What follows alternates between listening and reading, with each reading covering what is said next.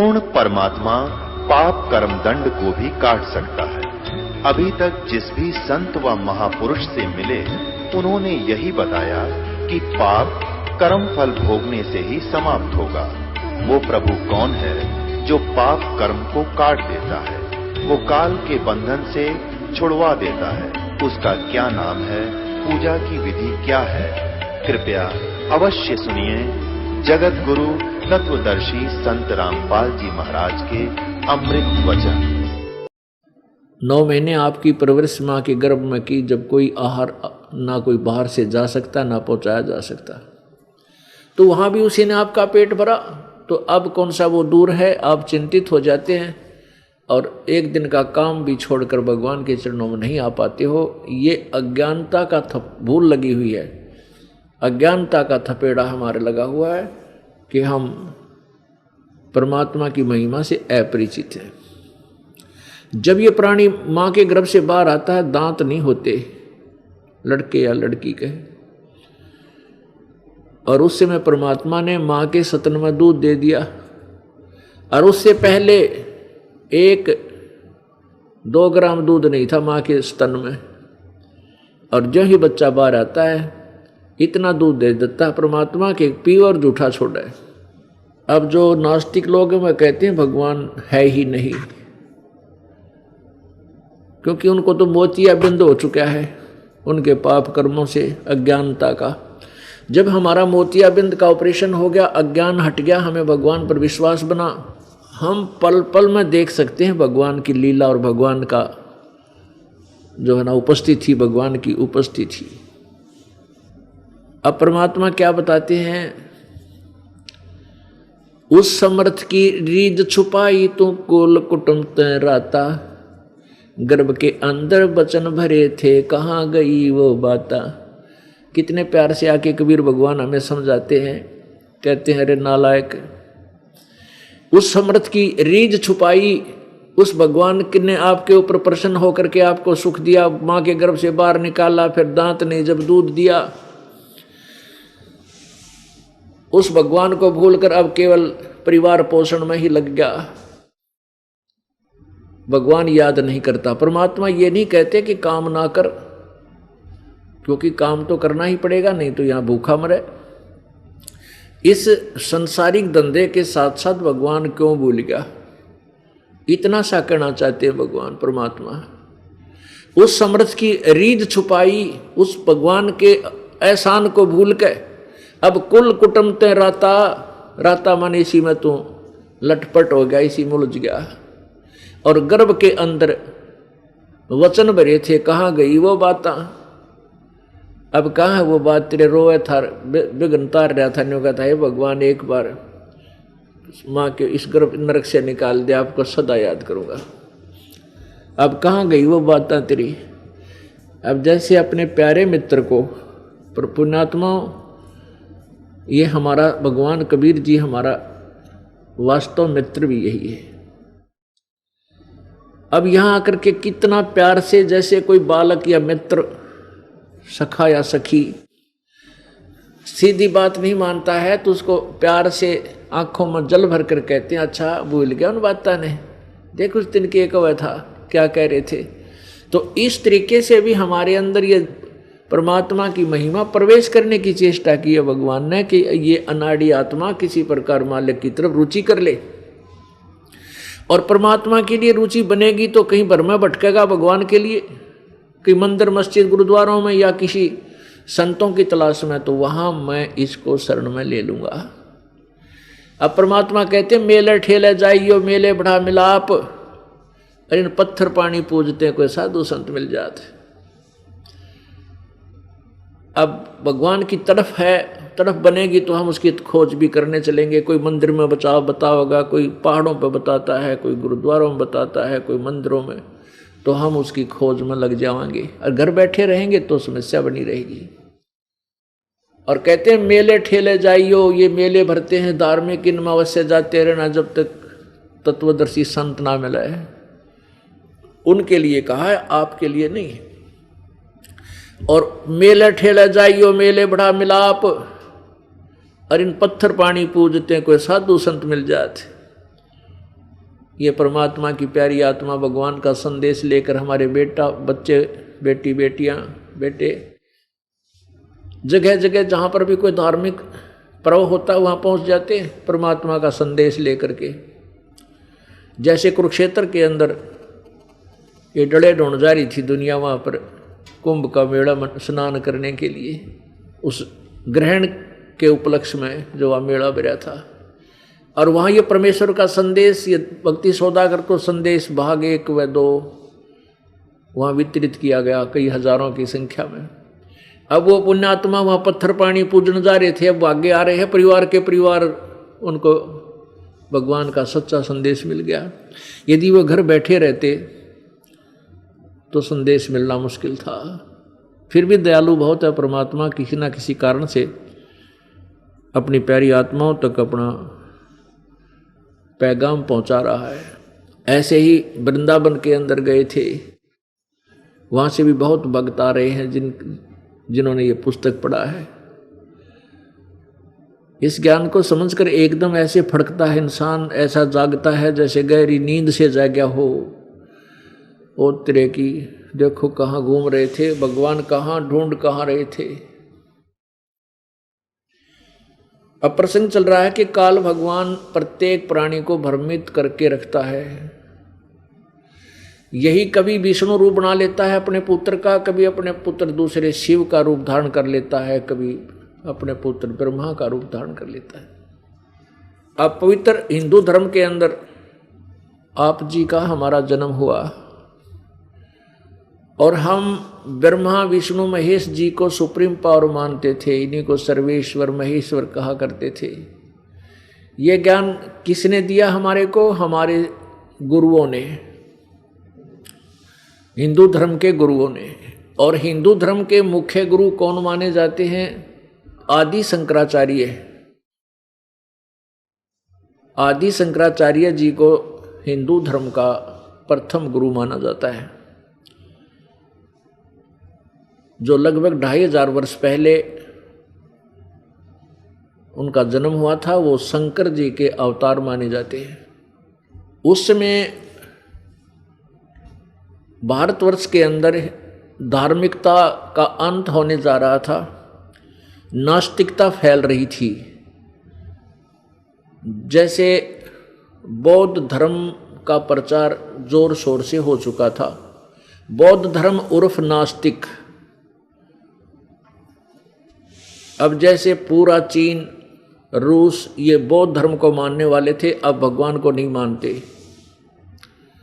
और यही आग पवित्र भारतवर्ष में भी लगने वाली थी। उसी समय भगवान शंकर जी के लोग थे, भगवान शंकर जी की कोई विशेष आत्मा, विशेष गण, विशेष भक्त आदि शंकराचार्य के रूप में उनका जन्म हुआ। उन्होंने 8 वर्ष की आयु में ही दीक्षा ग्रहण कर ली थी और कुछ एक ग्रंथों को भी उन्होंने याद कर लिया था। उनकी कुल आयु 32 वर्ष थी। 32 वर्ष जिए वो। और 32 वर्ष में उन्होंने क्या किया कि जहाँ भी बौद्ध धर्म के जो मठ थे, डेरे थे, वहाँ अपने संत, अपने ऋषि, अपने अनुयायियों को वेद आदि जैसा उनको ज्ञान था उस ज्ञान से परिपूर्ण करके और उनके मठों के आसपास 10 प्रकार के सन्यासी बनाए उन्होंने। कुछ जंगल में रहने वाले, जंगल में जो प्रचार कर रहे हैं बौद्ध धर्म का, वहाँ जाकर उसका बाइकाट करें। और कोई गांव में कर रहे हैं तो गांव में पुरी बनाए, पुरी गिरी, पुरी जो पर्वतों पर जाकर उसका विरोध करेंगे वो पुरी। नगर में जो बौद्ध धर्म का प्रचार चल रहा था, गांव नगर में जाके वहाँ उन पूरी सन्यासी बनाए। तो ऐसे 10 प्रकार के कई हजार की संख्या में अपने अनुयायी तैयार किए और बौद्ध धर्म को बढ़ने से रोक दिया, यानी पवित्र हिंदुस्तान में नास्तिकता का अंत कर दिया। ये एक महान उपकार किया है आदि शंकराचार्य ने। लेकिन आदि शंकराचार्य जी भी केवल शंकर भगवान के पुजारी ही थे। अब पुण्यात्माओं, इस काल भगवान ने किसी को नहीं बख्शा, सबकी बुद्धि भ्रमित कर रखी है। जब ब्रह्मा विष्णु महेश चक्र में है तो आदि शंकराचार्य तो और भी निम्न सत्र की शक्ति थी, तो इनको भ्रमित करना तो काल के लिए कोई बड़ी बात नहीं थी। अब आपको पता है कि परमात्मा की कृपा से 10 अक्टूबर 2009 को एक आध्यात्मिक ज्ञान चर्चा की जाएगी, जिसमें इन चारों शीर्ष शंकराचार्यों जी से प्रार्थना की गई है कि वे भी आकर के इसमें अपने विचार व्यक्त करें। अब थोड़ा संक्षेप सा बताएंगे वो हमें क्या शिक्षा दे रहे हैं। ये देखिएगा, एक पत्रिका है जो इन्हीं के द्वारा प्रकाशित है। अब इनसे पता लग जाएगा कि ये हमें क्या दीक्षा दे रहे हैं, क्या बताना चाहते हैं। ये देखिएगा, ये है श्री माता नाम से शंकराचार्य परंपरा संपोषिका श्री विद्या साधक सायिका श्री माता कैंपोसिस प्राइवेट लिमिटेड, प्रकाशन आषाढ़ पूर्णिमा संवत 2066 जुलाई 2009, वर्ष 60, इतने मूल्य 10 रुपये। ये यहाँ से प्रकाशित है। ये देखिएगा, ये शंकर भगवान इनका पूज्य इष्ट देव है। ये सदाशिव लिखा है इनको, भगवान सदाशिव, और ये वही भगवान है जो उमापति हैं। ये भगवान विष्णु, इसको नारायण बोलते हैं, नारायण। और ये ब्रह्मा जी और ये शंकर जी। अब ये माननीय शंकराचार्य जी भी इन्हीं तीनों देवताओं तक सीमित हैं। और ये 4 धामों के वर्तमान में 3 शंकराचार्य हैं। ये स्वामी स्वरूपानंद सरस्वती जी, ज्योतिष पीठाधीश्वर एवं द्वारका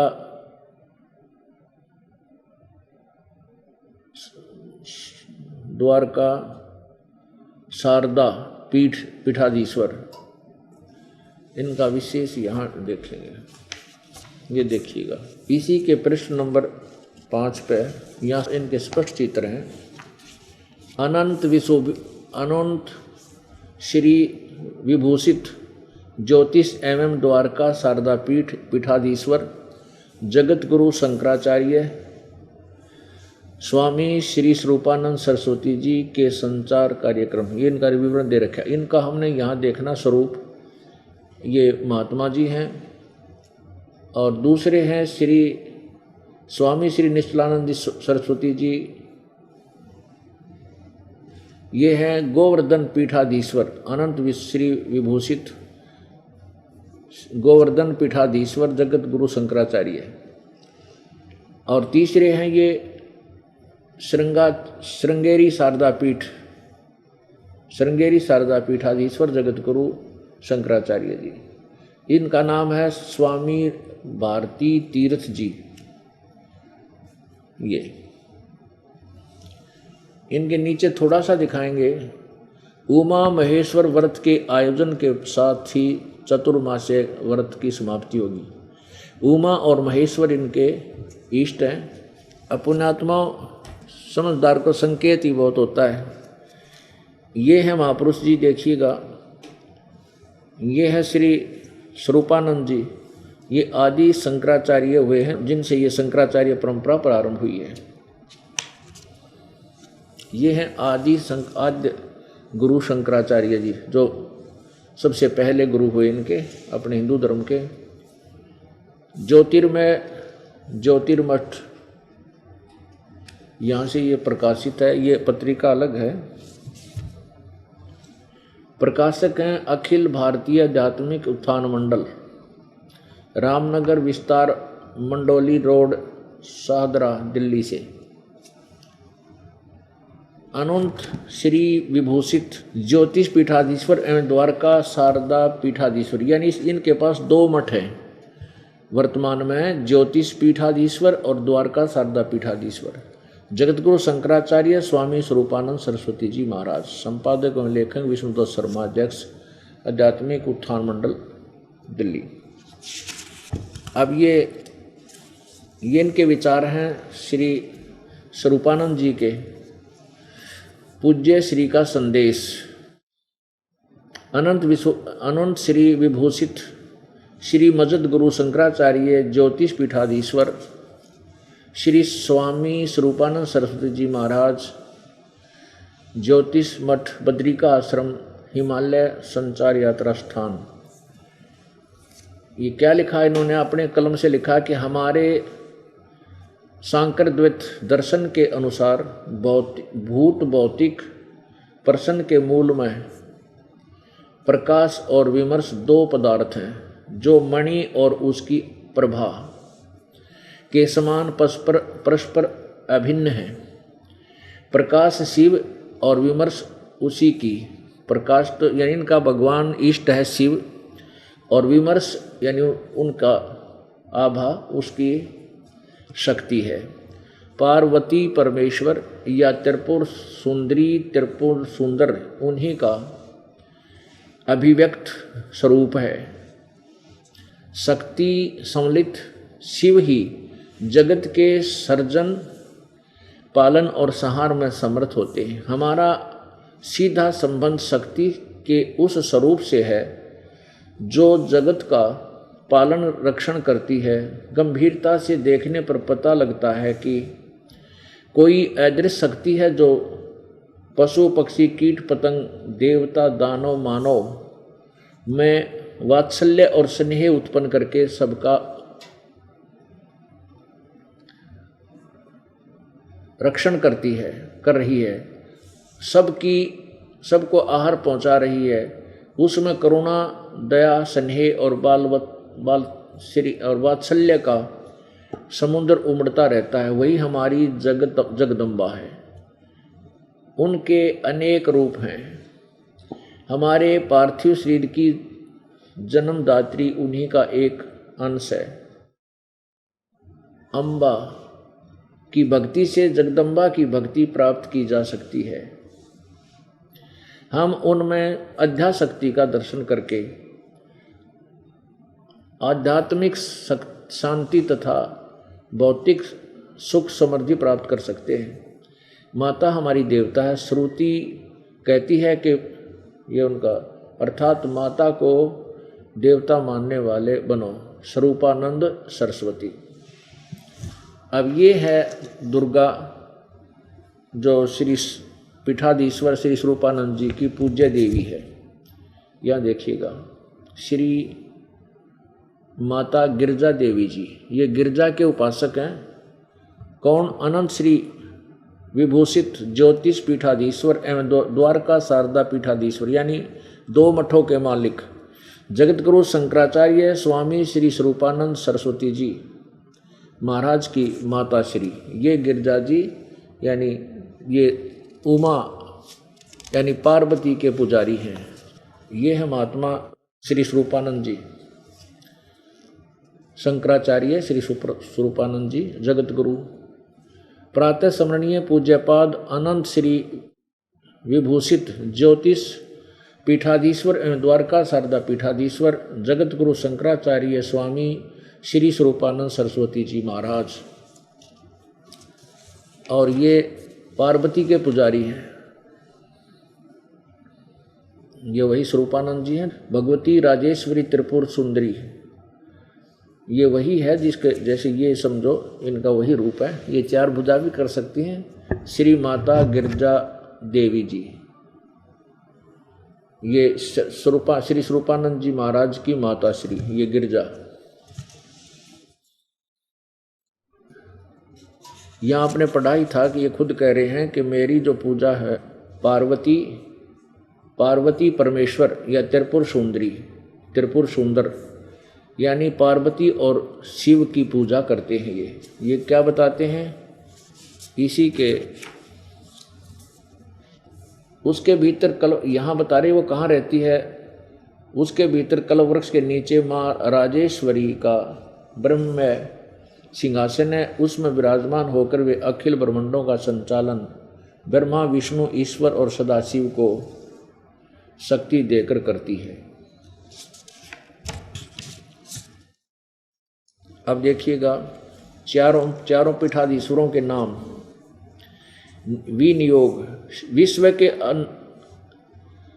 अप्रतिम दार्शनिक सत्य सनातन धर्म के संरक्षक षण्मत प्रथम प्रस्थानाचार्य वेदांत केशरी अद्वैत मार्तंड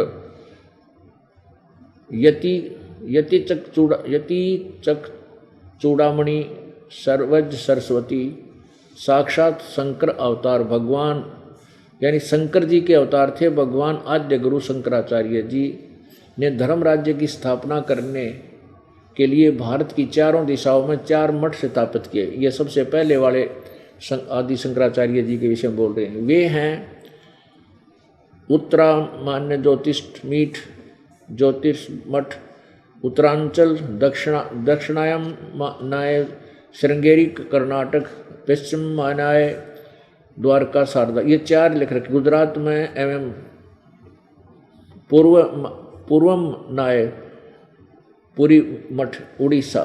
ये चारों का नाम लिखा है कि जैसे उत्तरांचल में तो श्रृंगेरी, पश्चिम में द्वारका मठ शारदा मठ गुजरात में, और पुरी में मठ उड़ीसा में। ये 4 मठ स्थापित किए हैं। जैसे ज्योतिष मठ उत्तरांचल में और श्रृंगेरी मठ कर्नाटक दक्षिण में, और पश्चिम में द्वारका शारदा मठ जो गुजरात में है, और पूर्व में पुरी मठ जो उड़ीसा में। इन मठों पर तपस्वी विरक्त वेदांग विशारद सभी शास्त्रों के योगज्ञ विद्वान ही समासीन हों। इस व्यवस्था के लिए मठामनाय महाअनुशासन की रचना की। ये परंपरा युगों से चली आ रही है। अब वर्तमान में ज्योतिष मठ बद्रिकाश्रम एवं द्वारका मठ शारदा मठ के जगतगुरु शंकराचार्य अनंत श्री विभूषित स्वामी श्री स्वरूपानंद सरस्वती जी महाराज हैं। दोया कहते ये स्वरूपानंद जी हैं। और पुरी के शंकराचार्य परम पूज्य अनंत श्री विभूषित श्री निश्चलानंद जी हैं, सरस्वती जी महाराज हैं। एवं श्रृंगेरी मठ के शंकराचार्य परम पूज्य अनंत श्री विभूषित स्वामी श्री राम तीर्थ भारती तीर्थ जी महाराज हैं। अब पुण्यात्माओं, आपको चारों मठों के शंकराचार्यों के रूबरू करा दिया, और ये हमें क्या ज्ञान दे रहे हैं इससे भी आप परिचित हो गए कि ये शंकर भगवान को अपना इष्ट मानते हैं। और चारों शीर्ष शंकराचार्यों ने प्रत्येक एक वेद को अपनाया है, और एक वेद के ये पढ़ने वाले माने गए हैं कि एक वेद को वो पढ़ेंगे, एक वेद को, चारों को एक वेद दे रखा है। हमने इनके शास्त्रों को मंगाया है, सदग्रंथों को मंगाया है, तो उन्होंने इसका कहीं अनुवाद नहीं किया। केवल ज्यों का तो संस्कृत में ही पर उसमें छापा हुआ है, हिंदी भाषा भी नहीं कर रखा, हिंदी भाषा में अनुवाद नहीं किया हुआ है। अब पुण्यात्माओं, इन चारों शीर्ष शंकराचार्य जीवों को इसलिए आमंत्रित किया गया है कि इस दास ने जो सदग्रंथों को समझा है, ये उसको देखें कि कहीं मैं गलत तो नहीं कह रहा हूँ, कहीं मेरे से कोई भूल तो नहीं बनी है सदग्रंथों को समझने में। और ये हमारे पवित्र हिंदू धर्म के प्रधान हैं, और इनके द्वारा दिया गया निर्णय प्रत्येक व्यक्ति को स्वीकार्य होता है। हमारा उद्देश्य ये है कि ये शंकराचार्य जी मुझ दास द्वारा समझे गए सदग्रंथों को ये बताएं कि ये मैं इस दास ने इनको ठीक से जाना है या कोई त्रुटि रही है। यदि कोई त्रुटि इनको लगेगी तो वो हमें बताएंगे कि आपने इनको ऐसा नहीं जाना, उसको फिर पुनर्विचार किया जाएगा। जैसा कि ये चारों शीरद शंकराचार्य, माननीय शंकराचार्य, आदरणीय शंकराचार्य जी भगवान शंकर सदाशिव को अपना परम देव मानते हैं और यही सदाशिव काल है और ये दुर्गा जो है इस सदाशिव की पत्नी है। यही सदाशिव काल जो है ब्रह्मा रूप धारण कर लेता है, यही विष्णु रूप धारण कर लेता है और इसी ने ये जाल फैला रखा है। इस सदाशिव के जाल से निकलकर हम सुखी होंगे, ये दास ने इन सदग्रंथों को समझा है, क्योंकि हमने उस सच्चिदानंद घन की वाणी को जाना है, जिसके विषय में पवित्र श्रीमद् भगवत गीता जी अध्याय नंबर 4 के श्लोक नंबर 32 में कहा है कि जैसे अध्याय नंबर 4 के श्लोक 25 से लेकर 31 तक जो विवरण दिया गया है कि कोई तो साधना देवताओं की करता है, कोई केवल योग आसन करके ही अपनी इसको भक्ति को मानता है, कोई निराहार रह करके अल्पाहारी, और कोई तीक्ष्ण व्रत करता है अहिंसावादी व्रत करके, कोई स्वाध्याय करके ही अपने क्रियाओं को, अपनी साधना को करता है और उसको मोक्ष दायक और पाप नाशक जान के करते हैं। चौथे अध्याय के 32वें श्लोक में बताया है कि इस प्रकार के बहुत से धार्मिक अनुष्ठानों की जानकारी, यज्ञों की जानकारी सच्चिदानंद घन ब्रह्म की वाणी में अनुवादकर्ताओं ने वेद की वाणी लिख दिया। वेद की वाणी नहीं है, वेद की वाणी तो गीता जी में बोली ही जा रही है, जो चारों वेदों का सारांश है, उसमें लिखा है सच्चिदानंद घन की वाणी। अब ये देखिएगा कि इन सदग्रंथों का अनुवाद भी ये ठीक से नहीं कर पाए। ये है श्रीमद् भगवत गीता, गीता प्रेस गोरखपुर से प्रकाशित है और अनुवादक हैं जयदयाल गोविंद का। अध्याय नंबर 4 का श्लोक नंबर 34 हम लेंगे। ये 25 से 31 तक तो ये बताया है कोई ऐसी पूजा करता है, कोई ऐसी पूजा करता है। एक थोड़ी सी झलक आपको देंगे इसकी। अध्याय नंबर 4 का ये 25 में कहा है कि दूसरे योगीजन देवताओं के पूजन रूपी यज्ञ का ही भली भांति अनुष्ठान करते हैं। कुछ तो देवताओं की पूजा करते हैं, कोई और अन्य परब्रह्म परमात्मा रूप अग्नि में यज्ञों का ही आत्म रूप यज्ञ का हवन करते हैं। दूसरे योगीजन श्रोत्र आदि यानी कानों आदि समस्त इंद्रियों को संयम रूप कान नाक बंद कर, कान आंख बंद करके यानी उसी को साधना करते हैं, हवन माने साधना करते हैं। दूसरे शब्द आदि यानी समस्त विषयों को यानी केवल संयम करने में लगे रहते हैं। और कुछ योगीजन सभी इंद्रियों को, प्राणों को यानी प्राणापान करके ये प्राणों की समस्त क्रियाओं को ज्ञान से प्रकाशित। कुछ तो जैसे प्राण माने श्वास होते हैं, श्वासों को ही देखते रहते हैं, चल रहे हैं, इस पर ध्यान रखो, बस इतना सा, इस तरह की साधना करते हैं। 28 में लिखा है कि कई दूसरे योगीजन यानी द्रव्य संबंधी यज्ञ करने वाले, दान धर्म जैसे भंडारे कर दिए कि गौशाला कम धर्मशाला बनवा दी, कुछ तपस्या करते रहते हैं, कुछ योग साधना आसन ही करते रहते हैं, और कुछ अहिंसावादी तीक्ष्ण व्रतों से युक्त जैसे मुंह पर पट्टी बांध कर नंगे पैरा घूमते हैं, प्रयत्नशील कुछ स्वाध्याय माने प्रत्येक दिन जैसे गीता का पाठ या वेदों का कोई पाठ करते रहते हैं। और दूसरे कितने योगीजन पान अपान प्राण वायु को हवन करते हैं, यानी प्राणायाम, कुछ प्राण वायु में अपान वायु को, अन्य कितने ही प्राणायाम यानी कुछ प्राणायाम करते रहते हैं और प्राण अपान की गति को रोककर यानी कुंभ करके लगे रहते हैं, अपनी साधनाएं कर रहे हैं। और ये सभी साधक यज्ञों द्वारा पापों का नाश करने वाला, यज्ञों को जानने वाले हैं, देने वाले। कहने का भाव ये कोई किसी प्रकार साधना करता है, ये सभी इसको पाप नाशक जानकर कर रहे हैं। अब 32 में लेंगे, ये बताया कि जो साधना करते हैं, जो यज्ञ से बचे हुए अमृत का अनुभव करने वाले योगीजन सनातन परब्रह्म परमात्मा को प्राप्त होते हैं। जो साधना करते हैं, सच्ची साधना करते हैं, वो परमात्मा को प्राप्त होते हैं।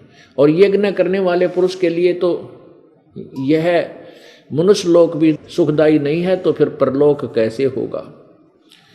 अब 32 में बताया कि जो अभी विस्तार से आपके समय बता रहे हैं कि कोई ऐसे साधना करते हैं, कोई ऐसी साधना करते हैं, अध्याय 4 के 32 में। इस प्रकार और भी बहुत तरह के यज्ञ, यहाँ ब्रह्मणे का अर्थ इन्होंने वेद लिख दिया, वेद की वाणी, ऐसा नहीं। ब्रह्मणे का अर्थ है सच्चिदानंद घन परमात्मा, यानी पूर्ण परमात्मा की वाणी। अब ये निर्णय करने के लिए अध्याय नंबर 17 का श्लोक 23 आपको दिखाते हैं, ये देखिएगा। अध्याय नंबर 17 और श्लोक नंबर 23 में। अब यहां ब्रह्मणे का अर्थ दिखाएंगे आपको। ब्रह्मणे माने क्या होता है, ये है 23वां श्लोक। ओम तत्सत इति निर्देश ब्रह्मण त्रिविध समर्थ ब्राह्मणा तेन वेदा च यगा च विहिता पुरा।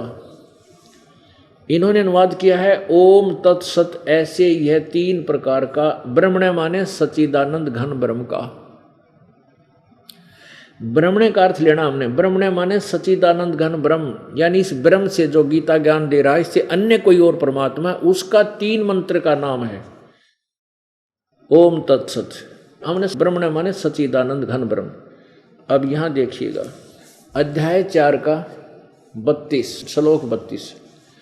अब यहां करते हैं इस प्रकार बहुत तरह के यज्ञ। ब्रह्मण माने सच्चिदानंद घनम ब्रह्म की वाणी में विस्तार से कहे गए हैं।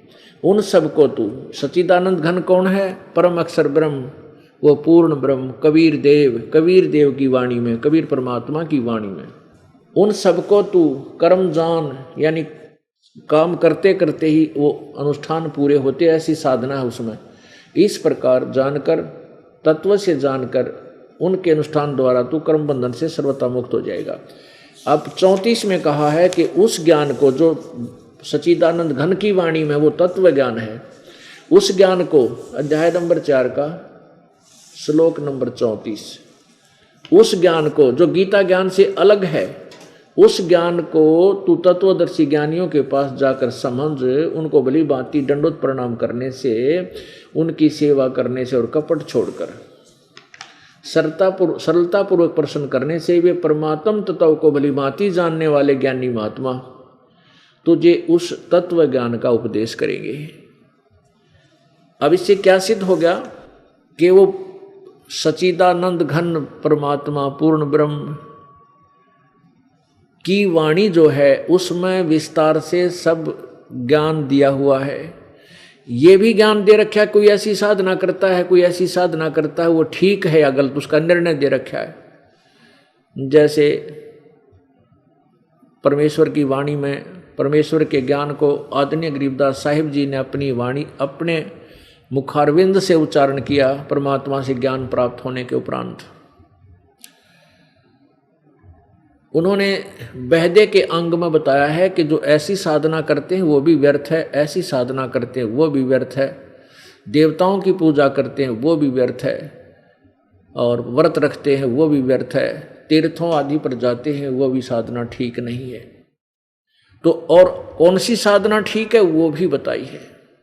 तो इसका यही अर्थ बनता है 4 अध्याय के 32वें श्लोक का गीता जी में कि उस सच्चिदानंद घन की वाणी में बहुत विस्तार से जानकारी दी गई है इस प्रकार की साधना की। उस ज्ञान को, उस तत्व ज्ञान को तू तत्वदर्शी संतों के पास जाकर समझ, अध्याय नंबर 4 के 32 व 34 में निर्णय दिया है। तो इस दास को वो सच्चिदानंद घन ब्रह्म की वाणी प्राप्त हुई और उस वाणी का ज्ञान हुआ, सच्चिदानंद घन की वाणी का, जिसमें यथार्थ ज्ञान है। तो उसके आधार से फिर इन सदग्रंथों को देखा। अभी तक हम पवित्र हिंदू धर्म में जन्म होने के कारण श्री ब्रह्मा जी, श्री विष्णु जी, श्री ब्रह्मा जी रजगुण, श्री विष्णु जी सतगुण और श्री शिव जी तमगुण के उपासक थे। हम इनको सुप्रीम पावर मानते थे। जैसे माननीय शंकराचार्यों ने भी यही थ्योरी बता रखी है कि ये भगवान शंकर ही पालन करते हैं, यही संहार करते हैं, यही जो है सृष्टि करते हैं। और फिर ब्रह्मा विष्णु महेश अलग से भी हम पूजा करते हैं, इनकी अलग से महिमा भी गाते थे। ये हमारा सिद्धांत क्लियर नहीं था, स्पष्ट नहीं था, निर्णायक ज्ञान नहीं था। अब हमें निर्णायक ज्ञान पता लगा। अब तीन परमात्मा, तीन प्रभु, मुख्य तौर पर तीन प्रभु माने जाते हैं। एक क्षर पुरुष, एक अक्षर पुरुष और एक परम अक्षर पुरुष। इन्हीं को प्रथम को क्षर ब्रह्म भी बोलते हैं, क्षर ब्रह्म, क्षर ब्रह्म, क्षर। हम इसको सीधी भाषा में क्षर ब्रह्म बोल देते हैं। क्षर ब्रह्म माने नाशवान प्रभु, और अक्षर ब्रह्म चिरस्थायी अविनाशी होता वैसे अक्षर माने, लेकिन यहाँ इसके साथ अविनाशी शब्द लगाना शोभा भी नहीं देता, लेकिन अक्षर का अर्थ अविनाशी होता, इसलिए इसकी अक्षर पुरुष यानी परब्रह्म की सतिथि को बताने के लिए अक्षर ब्रह्म कहा गया, अक्षर पुरुष। और तीसरा परमात्मा है परम अक्षर ब्रह्म। अब ये तीन परमात्मा है, तीन प्रभु हैं, तीन स्वामी हैं। क्षर पुरुष के 21 ब्रह्मांड हैं। इस ब्रह्म के ज्योति निरंजन के जो सदाशिव कहलाता है, सदाशिव भी कहा जाता है, इसके 21 ब्रह्मांड हैं। और एक ब्रह्मांड में ये स्वयं एक मुख्य मंत्री की तरह अपना रोल करता, भूमिका करता है। और एक ब्रह्मांड में इसने अपने तीन पुत्रों को, रजगुण ब्रह्मा जी, सतगुण विष्णु जी, तमगुण शिव जी को एक एक विभाग के मंत्री बना रखा है। रजगुण विभाग के श्री ब्रह्मा जी, सतगुण विभाग के श्री विष्णु जी और तमगुण विभाग के श्री शंकर जी, शिव जी। अब इन तीनों मंत्रियों को इसने उत्पत्ति, सतिथि और संहार की तीन ड्यूटी दे रखी है। और ये काल, ये सदाशिव, ये इसको शराप लगा हुआ 1 लाख मानव शरीरधारी प्राणियों का नित आहार करने का। उसके लिए इसने सारी व्यवस्था करवा रखी है। अब हम इस दास ने जो सदग्रंथों को समझा है वो आपके प्रत्यक्ष करना चाहता है। तीन प्रभु हैं, ब्रह्म, परब्रह्म और परम अक्षर ब्रह्म। इन्हीं को क्षर ब्रह्म, अक्षर ब्रह्म और परम अक्षर ब्रह्म, इन्हीं को प्रथम को क्षर पुरुष और द्वितीय भगवान को अक्षर पुरुष और तृतीय को परम अक्षर पुरुष, इन उपमाओं से जाना जाता है। अब क्षर पुरुष के 21 ब्रह्मांड हैं, अक्षर पुरुष के 7 संख्य ब्रह्मांड हैं और परम अक्षर ब्रह्म के असंख्यों ब्रह्मांड हैं। इन सब के ऊपर ये कुल का मालिक है। परम अक्षर ब्रह्म सबका मालिक है, जिसमें 7 संख्य ब्रह्मांड अक्षर पुरुष के और 21 ब्रह्मांड इस क्षर पुरुष के, ये सब इंक्लूड हैं। अब पहले हम दास आपको ये बताना चाहता है कि हमने क्या समझा है सदग्रंथों को, भगवान की परिभाषा को कैसे समझा है। परिभाषा प्रभु की। जैसे एक विभाग में साहब होते हैं, अधिकारी होते हैं, उनको साहब बोलते हैं। जैसे तहसीलदार साहब, फिर एसडीएम साहब, फिर डीसी साहब, फिर कमिश्नर साहब, फिर मंत्री साहब, फिर मुख्यमंत्री साहब, फिर प्रधानमंत्री साहब, ये सभी साहब हैं। लेकिन इन साहबों की शक्ति में बहुत अंतर है, साहब सभी कहलाते हैं। ठीक इसी प्रकार श्री ब्रह्मा रजगुण जी, श्री ब्रह्मा जी रजगुण, श्री विष्णु जी सतगुण और श्री शिव जी तमगुण, ये भी राम हैं, ये भी स्वामी हैं। लेकिन एक ब्रह्मांड में एक एक विभाग के मंत्री हैं, ये साहब हैं, ये भी मालिक हैं। ये देखिएगा एक ब्रह्मांड का चित्र, एक ब्रह्मांड का लघु चित्र, ये सारा एक ब्रह्मांड है। ये देखिएगा, ये 3 लोक हैं, स्वर्गलोक, पृथ्वीलोक और ये पाताल लोक।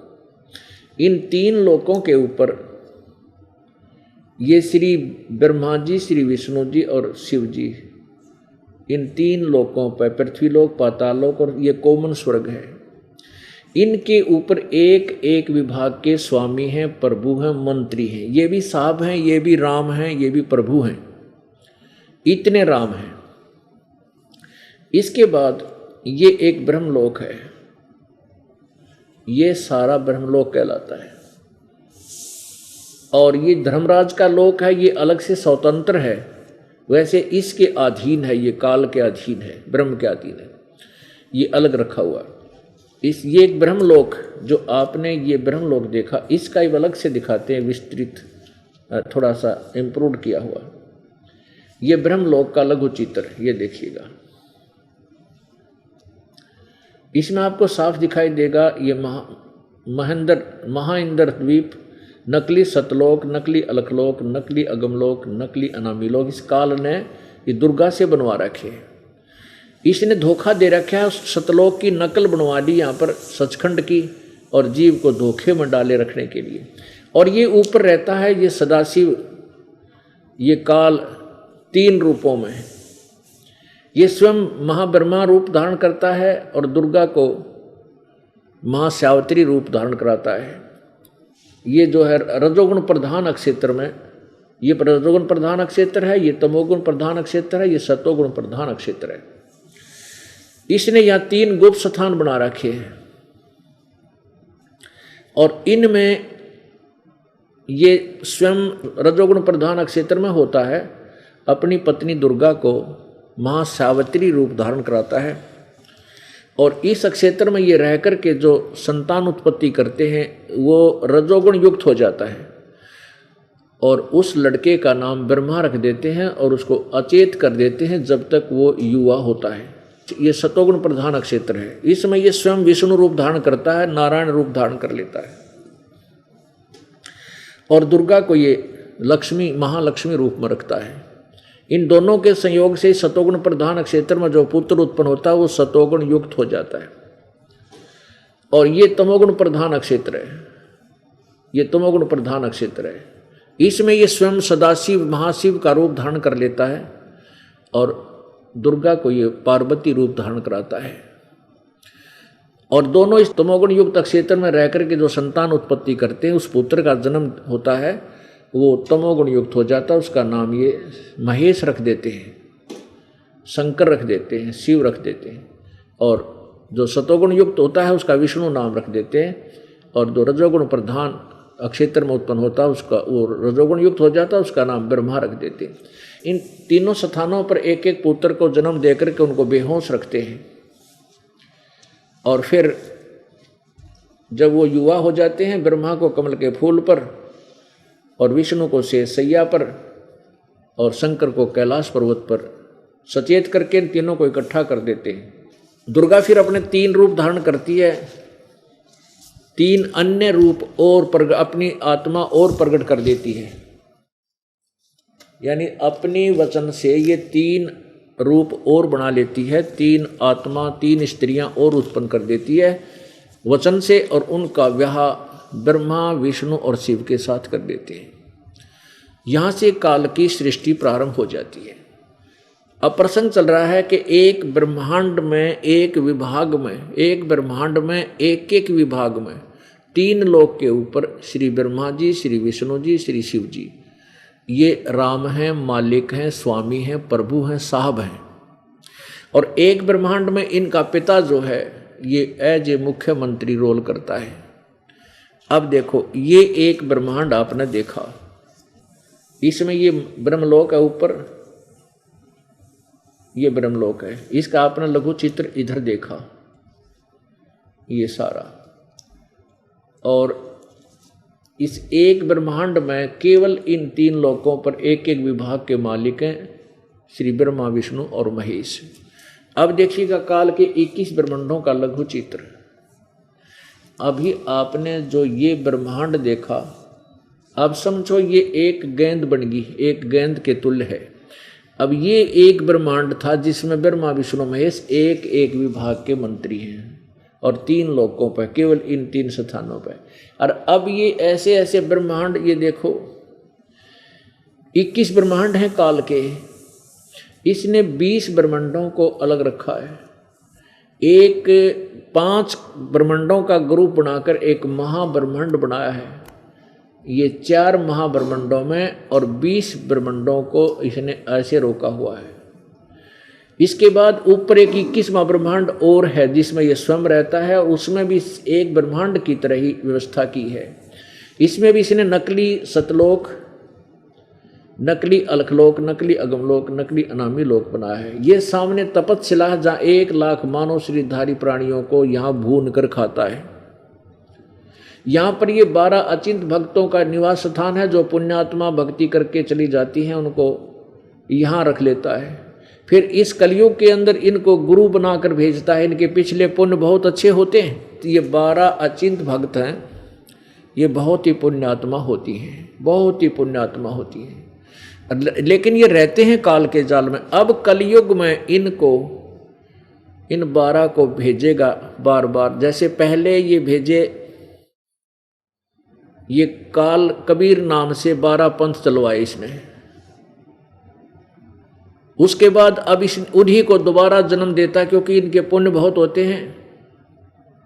दोबारा फिर मनुष्य जन्म दिया, जैसे वो और निरे पंथ चलवा दिए, राधा स्वामी पंथ, धन धन सतगुरु पंथ, बालयोगेश्वर पंथ, ये सतपाल पंथ, ये हंसा देश पंथ, निरंकारी पंथ, ये इन्हीं से चलवाता है। फिर इनके पुण्य, अब इनके पिछले पुण्य बहुत हैं, अब उन पुण्यों का लाभ, जैसे अब वर्तमान में इन संतों को आप देखिएगा, राजसी ठाठ कर रहे हैं, ये सारे राजसी ठाठ कर रहे हैं। जनता का चढ़ावा पैसा आता है और ज़्यादा से ज़्यादा एक दिन में 1 घंटा मुश्किल से बोलते हैं, और वो भी महीने में 1 दिन या 2 दिन। और श्रद्धालु लोग इनको परम संत मानकर इन पर डिवोट हैं, पूर्ण रूप से कुर्बान हैं। और ये अपने पिछले पुण्य कमाई से इनकी वचन में भी शक्ति है, और ये अपने पुण्य अक्षीण करे। लेकिन भविष्य का चार्जर इनका ठीक नहीं है। इनकी वर्तमान में जो भक्ति शास्त्र अनुकूल ना होने से भविष्य की भक्ति तो बन नहीं रही, और पूर्व जन्म की बैटरी इनकी डिस्चार्ज होने लग रही है। और ये फिर अपने कर्मों को बिगाड़ के पाप कर्म इकट्ठे करके 84 लाख योनियों में डाल दिए जाएंगे। अब वो 12 जो अचिंत भगत हैं उनको इस काल ने दोबारा यहाँ भेज दिया, और ये देख रहे हो आप, करोड़ों व्यक्तियों को इन्होंने अपने जाल में फंसा के काल के मुंह में ठोक दिया। अब न तो उनके अनुयायियों को कोई लाभ हो रहा है। अब 30-30 वर्ष, 20-20 वर्ष, 25-25 वर्ष वहाँ साधना करके कुछ भी उपलब्धि नहीं हुई। अब रोते हुए आ रहे हैं इस दास के पास। अब हमारा प्रसंग चल रहा है इन प्रभुओं की सतिथि बताने का। अब आपने देखा, ये देखिएगा, ये 21 ब्रह्मांड हैं ज्योति निरंजन काल के। ये देखिएगा, ज्योति निरंजन काल ब्रह्म के लोक अर्थात 21 ब्रह्मांड का लघु चित्र ये देख लिया आपने। ये देखा था एक ब्रह्मांड जिसमें ब्रह्मा विष्णु महेश केवल इस स्वर्ग पृथ्वीलोक और पाताल लोक पर एक एक विभाग के मालिक है। अब ये एक ब्रह्मांड ऐसे ऐसे 5 ब्रह्मांडों का एक महाब्रह्मांड, ये 20 ब्रह्मांड यहाँ पर और 21 माँ यहाँ। ये है, इतना ही है ब्रह्म का युग, काल ब्रह्म के लोग। अब देखना, अब पुण्यात्मा और सतिथि अपने आप समझ में आ जाएगी। ये देखिएगा, ये हैं 21 ब्रह्मांड काल के जो आपने अभी देखे थे, ये वाले, ये। अब ये कि इनकी स्थिति क्या आ गई, ये देखो, बस इतना सा रह गई है। और ये 7 संख ब्रह्मांड हैं इस परब्रह्म यानी अक्षर पुरुष के, ये 7 संख ब्रह्मांड। और ये देखना असंख्य ब्रह्मांड, ये सारे मिला करके ये असंख्य ब्रह्मांड, और जिसमें ये 7 संख ब्रह्मांड अक्षर पुरुष के और 21 ब्रह्मांड ये अक्षर पुरुष के, अक्षर पुरुष के, ये सब मिला करके ये है कुल का मालिक। ये परम अक्षर ब्रह्म है, ये परम अक्षर ब्रह्म है, ये है परम अक्षर ब्रह्म। अब 3 परमात्मा इस दास ने आपके समक्ष सार्वजनिक किए। अब ये तो है एक वर्बली यानी मौखिक कथा आपको दास सुना रहा है, लेकिन इनका प्रमाण कहाँ से चाहिए हमें, ताकि हम इसको दृढ़ सच्चाई इसको सत्य माने। हमारे सदग्रंथों में पवित्र श्रीमद् भगवत गीता आपको इन 3 भगवानों का प्रमाण देवेगी, और एक नहीं कई स्थानों पर आपको यह प्रमाण मिलेगा। गीता जी अध्याय नंबर 15 के श्लोक नंबर 1 में कहा है कि ऊपर को जड़ वाला, मूल वाला, और नीचे को तीनों गुण रूपी शाखा वाला ये संसार रूपी वृक्ष, पीपल का वृक्ष समझो जानो। और जो संत इस संसार रूपी वृक्ष के सभी विभागों को भिन्न भिन्न बतावेगा, भाई जड़ कौन है, मूल कौन है, यानी सारी ब्रह्मांडों का पालन पोषण करने वाला परमात्मा कौन है, जिसको मूल भगवान कहते हैं, जड़। और तना कौन है उस वृक्ष का, संसार रूपी वृक्ष का, और डार कौन है, मोटी डार, और शाखा कौन है, और पत्ते कौन है। जो ये बता दे सवेदवित व तत्वदर्शी संत है।